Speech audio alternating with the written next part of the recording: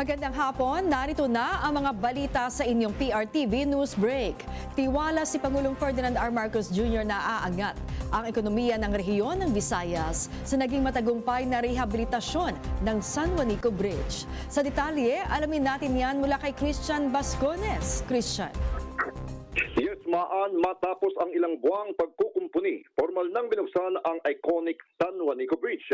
Ininspeksyon ni Pangulong Ferdinand R. Marcos Jr. ang tulay sa Tacloban kung saan inilahad niya ang mahalagang pagunlad sa rehabilitasyon ng tulay. Ipinabatid ng Pangulo na naging mabilis ang pagtatrabaho ng DPWH kaya maaari nang makadaan ang 15-ton trucks. Isang malaking ginhawa para sa mga negosyanteng dati kinakailangan pang umikot at magroro dahil sa mga restriksyon sa tulay. Binanggit din ng Pangulo na malaking tulong sa logistics ang pag-aangat ng tonnage capacity ng San Juanico at ito ay makakatulong sa pagpapababa ng gastos sa transportasyon. Ipinahayag din niya ang panukala ng pamahalaang lokal ng Tacloban na buksan ang tulay para sa one-way passage ng mas malalaking 30-ton trucks tuwing gabi upang mas mapaayos ang daloy ng mga kargamento. Ayon kay Pangulong Marcos Jr., ang panukalang ito ay makakatulong hindi lamang sa mga driver at operators kundi sa kabuuang ekonomiya ng rehiyon dahil ang bawas gastos sa transportasyon aniya ay magreresulta sa mas mababang presyo ng mga bilihin. Aniya may direct impact ito sa supply ng pagkain at mga produktong ipinapasok sa Leyte at Samar. Ipiniliwanag din ng Pangulo na ang mga bahaging may malalang sira kabilang ang mga nakalawang na bolt, nawawalang pin at mahinang segment ng tulay ay nabigyan na ng reinforcement habang tinutugunan ang mas malalim na problema sa ilalim ng istruktura. Target ng DPWH na maibalik ang full two-way 33-ton capacity ng tulay pagdating ng third quarter ng 2026. Binigyan din ng Pangulo na ang halagang 1.1 billion na nagastos sa retrofitting ay isang paalala kung gaano kahalaga ang regular na maintenance. Aniya ang pagpapabaya sa San Juanico sa nakalipas na panahon ang dahilan ng lalim ng problema, isang pagkakamaling hindi na dapat maulit. Iyan ang muna ang ulat mula sa Palasyo. Balik sa iyo, Maan. Maraming salamat, Christian Bascones. Asahan ang rollback sa presyo ng produktong petrolyo sa susunod na linggo. Ayon kay Department of Energy Oil Industry Management Bureau Assistant Director Rodela Romero, ito'y base sa 4 na araw na trading sa Mina Platts, Singapore. Sa gasolina, 30 sentimos kada litro ang bawas. Tinatayang 60 centavos naman ang rollback sa kada litro ng diesel, habang 65 centavos naman sa kada litro ng ang bawas sa kerosene. Magpapataw ng penalty ang Land Transportation Franchising and Regulatory Board sa mga driver ng TNVS na magkakansela ng mga booking.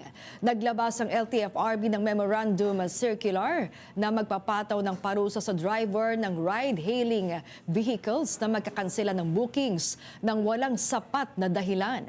Sinabi ni LTFRB Chairman Attorney Vigor Mendoza II na 5,000 pisong multa ang ipapataw sa first offense, 10,000 piso naman at impounding ng sasakyan ng 1 buwan sa ikalawang offense at 15,000 pesos na multa sa ikatlo at sunod na mga paglabag at posibleng kanselasyon ng kanilang karapatan sa TNVS. Posibleng isumite sa susunod na linggo ng kampo ni Ramil Madriaga ang kanilang mga ebidensya kasama na ang sworn affidavit niya sa Office of the Ombudsman laban kay Vice President Sara Duterte.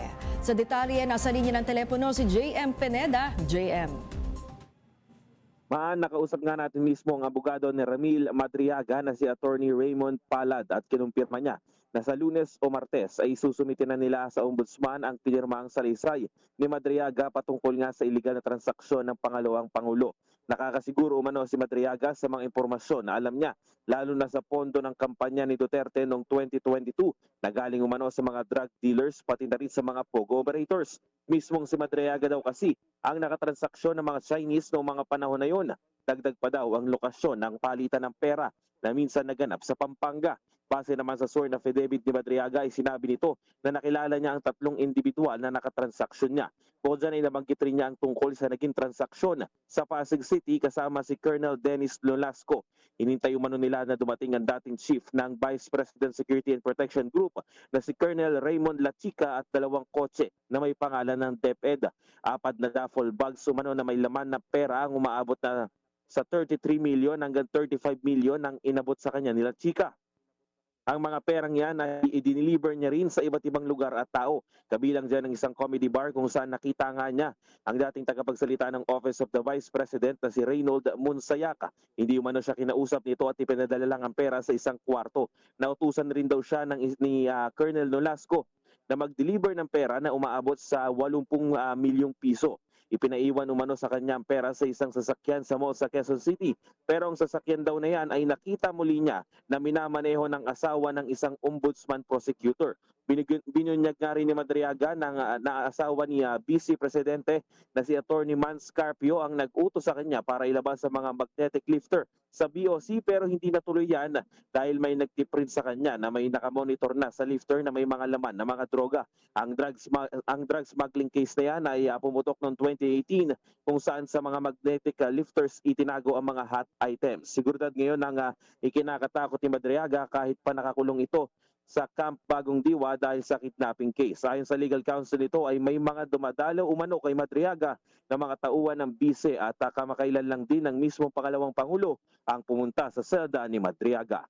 Yan muna ang latest. Ako si JM Pineda ng PRTV News, nagsaserbisyo para sa Pilipino. Maraming salamat sa iyo, JM Pineda. At yan ang mga balitang nakalap ng inyong PRTV News Break. Live kami sa Free-to-Air, Beam Channel 31, Signal Channel 31 at sa YouTube. Tumutok din sa aming social media accounts sa Instagram, Facebook at TikTok sa @PRTV Prime Media. Abangan ang mas komprehensibong balitaan sa Arangkada Balita mamayang alas 5:30 ng hapon. Ako po si Maan Macapagal. Magandang hapon.